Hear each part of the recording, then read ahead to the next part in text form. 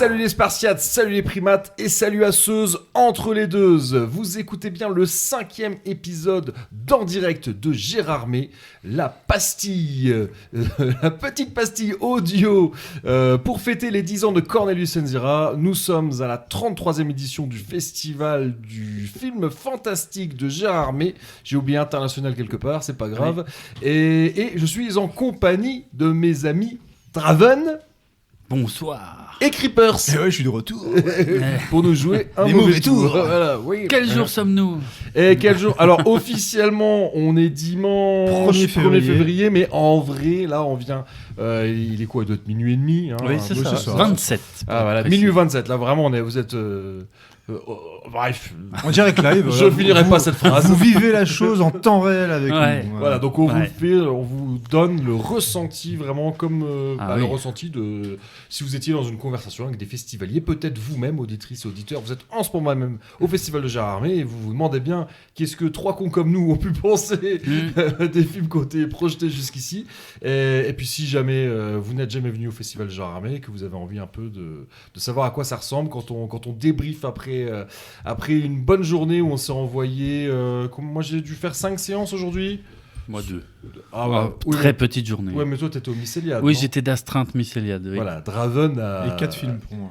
Oh oui, voilà. Bon, bref. Eh bien, de quoi... par quoi on va commencer déjà ? Est-ce qu'on ferait pas comme hier, où on a commencé par le dernier film qu'on a vu ?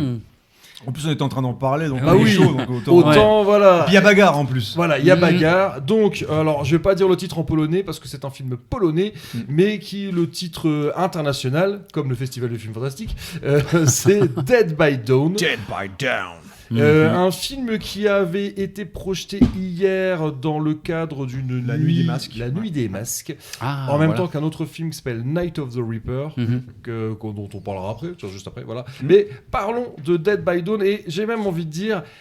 Creepers, veux-tu nous raconter, là je pense que même je peux spoiler, raconte-nous Dead by Dawn, raconte-moi. Parce que faut quand même, c'est important que les auditrices et les auditeurs le sachent. Bon, Draven a un peu dormi pendant le film. Moi, je suis resté éveillé tout le long, mais par contre, j'ai pas compris grand-chose. Contrairement à toi, Creepers, qui prétend avoir tout compris, raconte-nous ce film. Tout savoir. Moi qui suis attentif et qui apprécie l'art, c'est important quand même. Donc, on suit l'histoire follement originale d'un groupe de personnages qui débarquent dans une sorte d'hôtel qui mélange hôtel et salle de spectacle. Est-ce qu'il est à vendre ?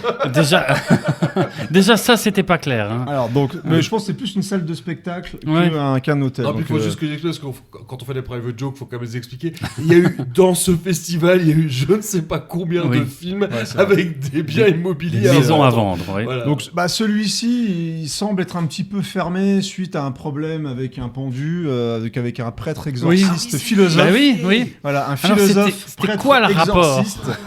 Alors, le rapport, c'est que donc ça rajoute le côté légende urbaine à ce fameux endroit où il y a eu plusieurs morts, inexpliquées.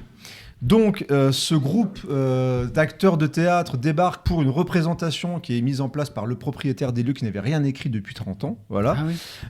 Et donc, une fois installé, commencent plusieurs morts mystérieuses et gorasses qui m'ont plutôt fait plaisir. Ça, c'est vrai. Voilà. Moi, j'ai rien compris au film, mais ça m'a pas empêché d'apprécier certaines bien sûr, vu que c'est la Nuit des Masques, on est sur un tueur masqué, donc on est sur un slasher des familles, avec beaucoup de références au cinéma des années 70-80. Beaucoup, d'ailleurs, je trouve beaucoup vers le cinéma italien. L'Enfer des zombies. L'Enfer des zombies.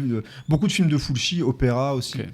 Donc, voilà pour l'histoire. Je vais pas tout dérouler, mais je pense que je m'en suis plutôt bien sorti. Non, franchement, j'ai compris les trucs grâce à toi, que j'ai effectivement pas très bien compris. Wow. Donc je sais pas si c'est moi qui suis un peu bête. Faut savoir que tu mangeais, que tu enlevais tes chaussures, que tu buvais, que tu ramassais des trucs tombés par terre et tout. Donc, c'est vrai que j'ai... C'est pareil, ça aide vachement. Voilà, donc dans le public aussi, le public en délire. Il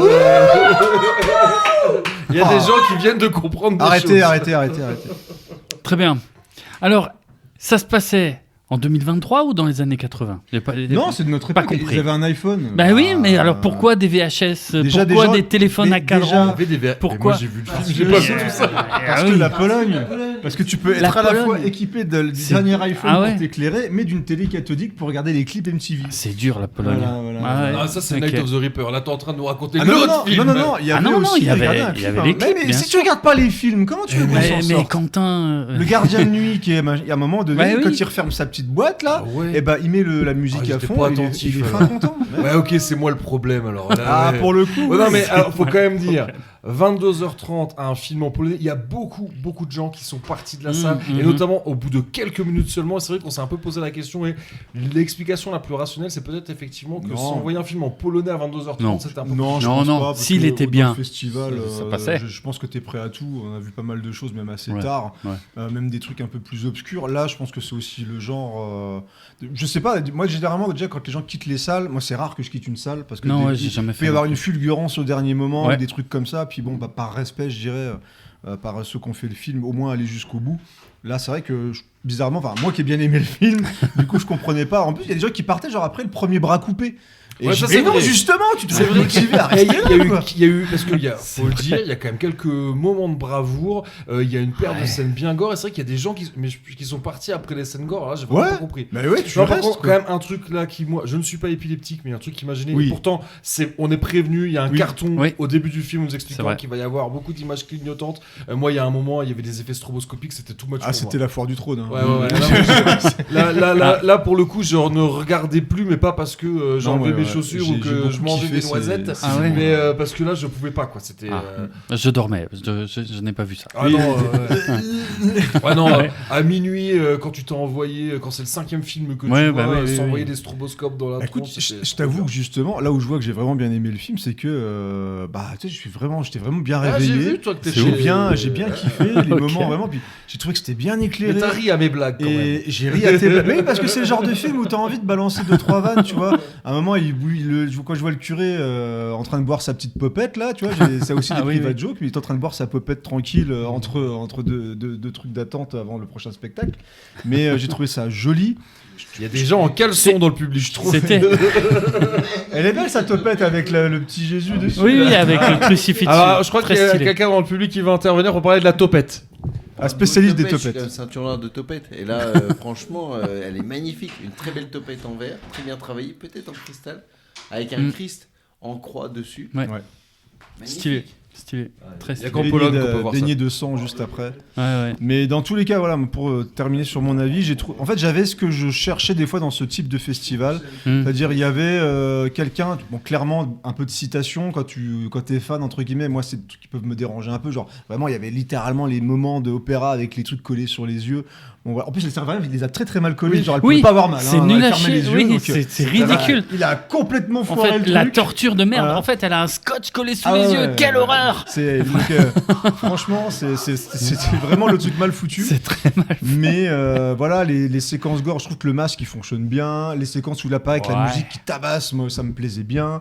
Et puis moi je suis très très fan des films où il y a beaucoup de fumée. Donc autant vous dire que là, moi qui avais vu Silent Hill juste avant, il y en avait plus dans Ah ce ouais. film-là que Ah oui, là, il y en dans, avait énormément. Donc voilà, moi j'ai bien aimé. Voilà, j'ai bien aimé. Bon, tant qu'on est dans le slasher et dans la nuit des masques, parlons de Night of the Reaper. Est-ce que que t'as pas vu, Non. toi, Draven? Non.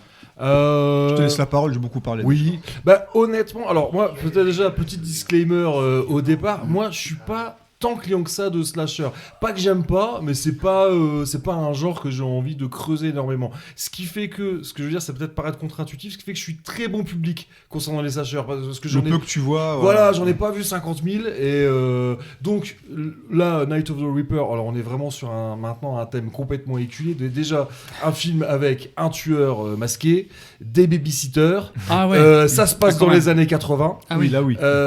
Donc on a en plus, de temps en temps, il y a des films qui sont situés dans les années 80 où tu te dis... c'est peut-être aussi un prétexte pour qu'il n'y ait pas de téléphone, de smartphone, de Oui, téléphone oui, cellulaire, souvent, tout ça. Là, honnêtement, ça a s'ils pas avaient eu d'intérêt. des smartphones, ça n'aurait rien changé à l'histoire. Donc, c'est vraiment juste parce qu'ils ont envie de le mettre dans les années 80. Ok. Il y a des moments idem, il y a je pense, des passages qui, à mon avis, sont vraiment des citations pas très finaudes.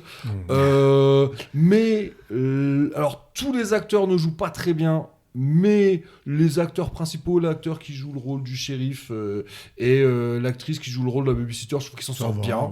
Il y a des passages assez cool. Donc l'intro, il y a une babysitter qui, bon, c'est pas un gros spoiler, elle va se faire tuer. Elle danse en regardant MTV, machin. Ouais, c'est de la nostalgie, peut-être facile, mais ça marche.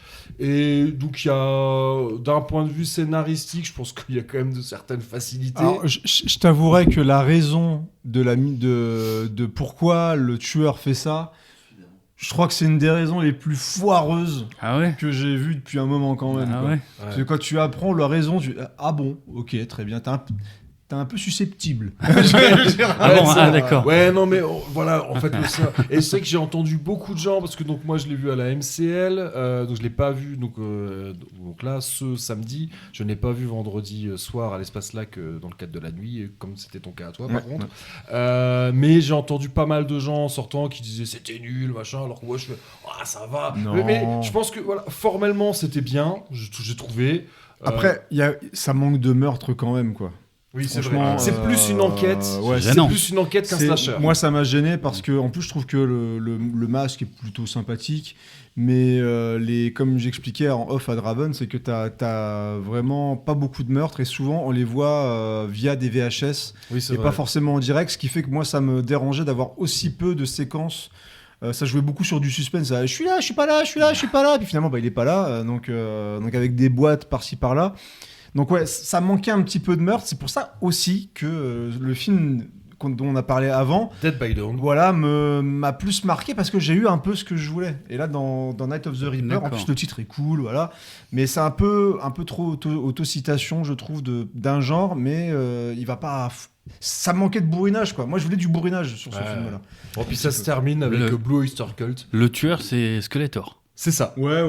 J'aime bien. Ça, un mélange entre Skeletor et le tueur de Scream. Ok. Mais laisse tomber la raison. Honnêtement, quand tu le verras, tu penseras à moi quand tu sauras pourquoi la personne fait ça. Ouais, mais voilà, franchement, c'est un film pour une soirée DVD pizza, ça passe très bien. C'était le but d'hier, la soirée basse, c'était un peu ça, voilà. Slasher. C'est du slasher. C'est vraiment ça. Mais encore une fois, voilà, moi, je reconnais volontiers que je suis très bon public et certainement des gens pas nul. Des érudits du slasher auront certainement beaucoup de choses à redire et je comprendrai tout à fait. Est-ce qu'on continuerait pas en parlant de Silent Hill, vu que tu en as parlé? Alors, encore dans le public, une intervention du public, c'est assez génial l'enregistrement public. Oui, bonjour, Martine, 18 ans, j'aimerais passer. Non, moi j'ai trouvé que Dead by Dawn, ça m'avait fait penser à Phantom of the Opera. Avec l'opéra qui est hanté par le gars, il y a un truc, Il bute les gens pour sa gratouche parce que ça lui fait plaisir. Oui.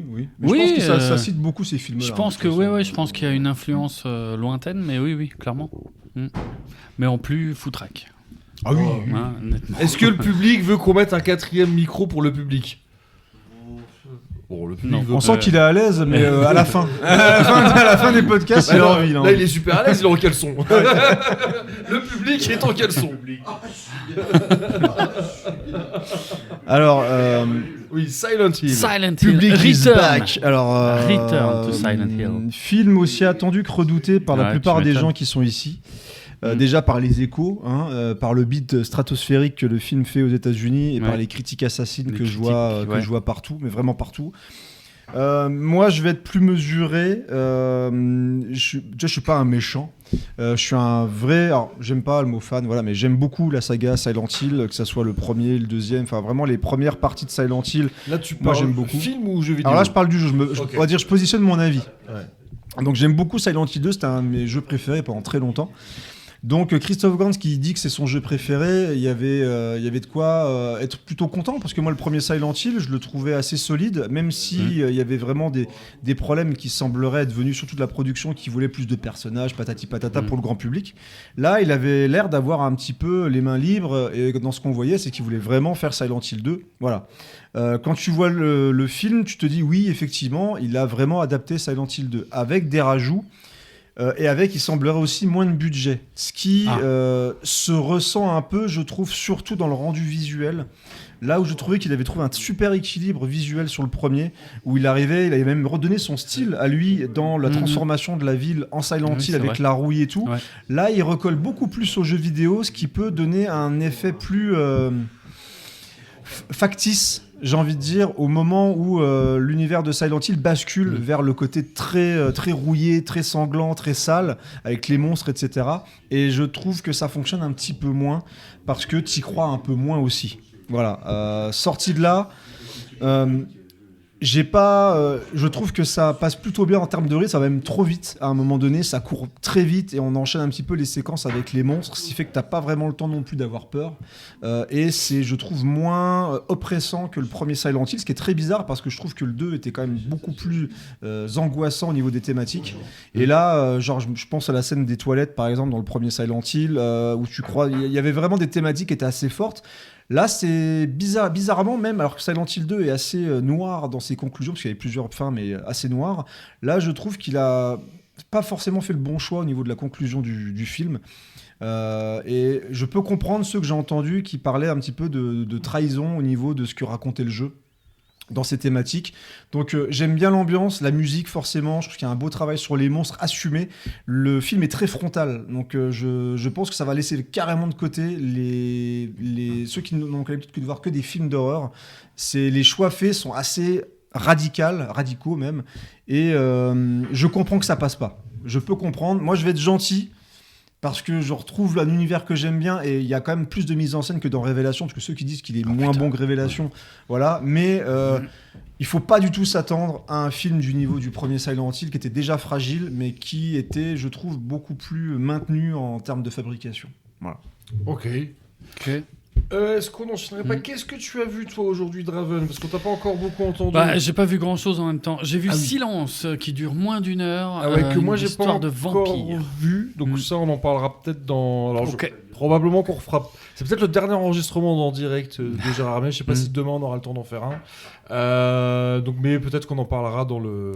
Dans le gros. Ouais. Quoique on a évoqué tellement de trucs qui va. Le gros sera peut-être pas aussi gros que d'habitude.